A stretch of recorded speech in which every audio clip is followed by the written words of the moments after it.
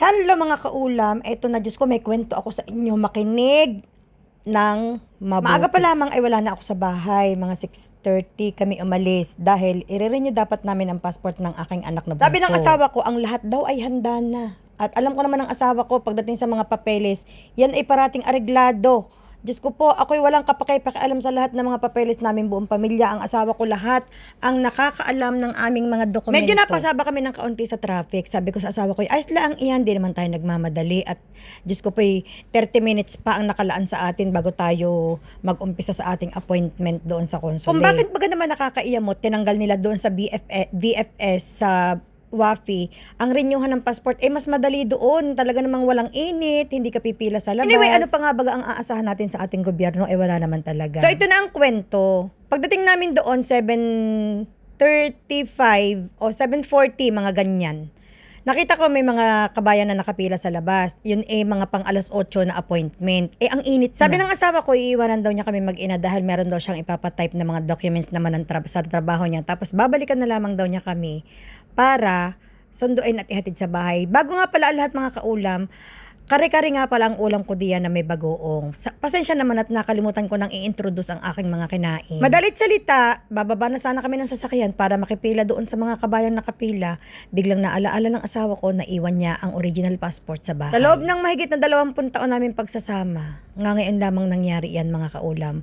Kung ako pa, madalas yan mangyari sa akin. Pero sa kanya, first time. Hindi siya makatingin sa akin ng diretso dahil tuwing magkakaganyan ako, grabe ang sermon na inaabot ko sa kanya. Grabe ang paninisi, ang sermon, yung kahit matutulog na kami, hindi niya talaga makakalimutan na ako'y sermonan pa uli, kinabukasan uli pagising ng umaga, sa sermonan pa uli ni ako. Pero talagang matalino ang asawa ko. Bago ko pa paano siya sisihin, dumipensa na kaagad. Sabi niya sa akin, ang dami-dami kong iniisip, hindi na ako nagsalita mga kaulam dahil alam kong hindi rin naman ako mananalo. Sabi ko na lamang ay i-reschedule na lamang dahil hindi naman ipinagmamadali ang passport dahil August 1 pa naman ang kanyang yung talagang expiration date. Hindi rin naman kami magbibiyahe kaya ayos lamang.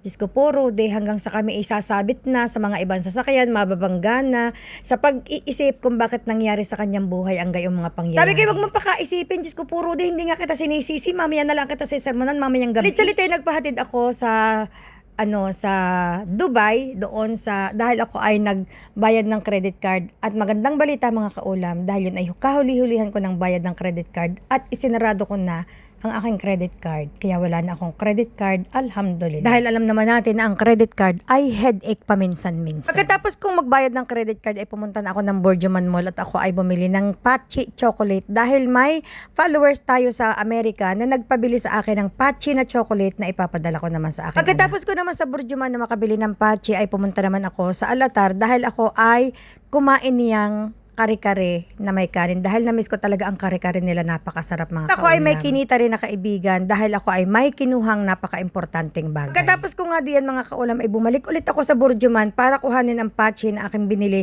dahil hindi ko binitbit sa sobrang init baka matunaw ang tsokolate. Inihabilin ko muna sa Pachi shop. Sabi ko babalikan ko na lamang pag ako'y pauwi na ng Sharjah. Sige na lamang at pumayag yung shop attendant na ihabilin ko muna doon. Abay mga kaulam, ako'y nakailang minutong nakaupo dahil ako'y nagtitingin ng mga kanilang mga tinda. Ako'y pinatikim ng Pachi chocolate, sobra talagang sarap, promise. Pero kung ako'y nakailang minuto pa, makakarami, maya't maya ako'y binibigyan. Napakasarap talaga ng aking kinain diyan na kare-kare na may, ang nakapagpanalo diyan mga kaulam ay ang bagoong na sobrang sarap ng bagoong. May na nga ako dahil ako'y didiretso sa aking tutorial. Dadaan lang ako sa bahay para ihatid ang Pachi, tapos diretso na sa aking tutorial, pero maliligo muna ako ulit mga kaulam sa sobrang init talaga, promise. Baka maamoy ako ng aking estudyante na ako'y amoy bagoong kaya ako maliligo ulit pag uwi ko sa bahay. Kung nga naubos ang kare-kare na iyan at binaan kong pabahay at kakoy bukas ay siya ko uling uulamin.